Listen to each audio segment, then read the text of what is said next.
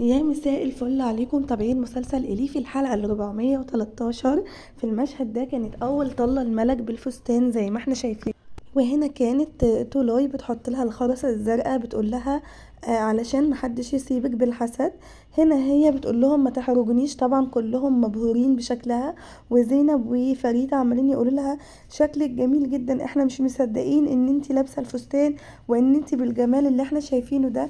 فقالت لهم بلاش تحرجوني ارجوكوا عشان ما بكيش والميك اب بتاعي هيبوظ وكده.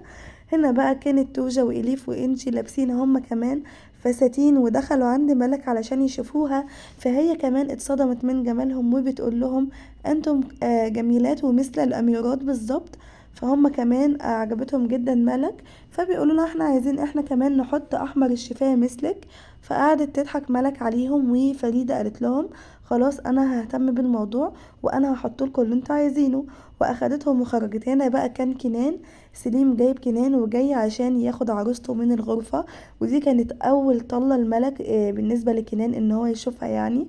طبعا خرجت من الأوضة وكلهم انبهروا من جمالها، وكانت طالعة مكسوفة جدا وبتضحك ضحكة كده خفيفة كده، ضحكة كسوف ليه كنان.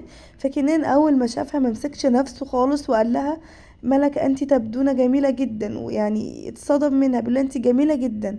كل اللي قاله لها كده بيقول لها لائق بيكي الفستان كثيرا يا ملك، انا مش مصدق نفسي. بتقول له انت كمان لايقه بيكي البدله جدا يا كنان. فبيقول لها اذا الان كل يوم الصبح هصحى على عينيك الجميله دي. وقعد بقى يتغزل فيها وكده. وهي بتقول له نحن سنتزوج الان، مش مصدقه نفسها.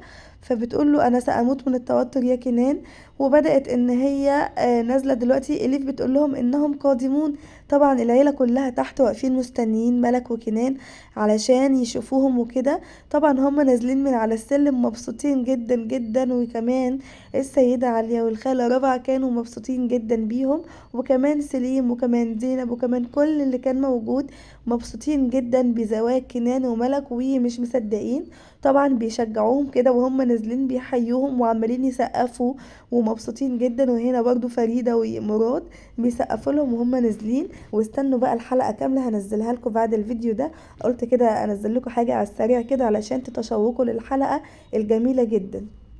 ولان للاسف دي اخر حلقة في الجزء الثاني من مسلسل اليف. السلام عليكم ورحمة الله.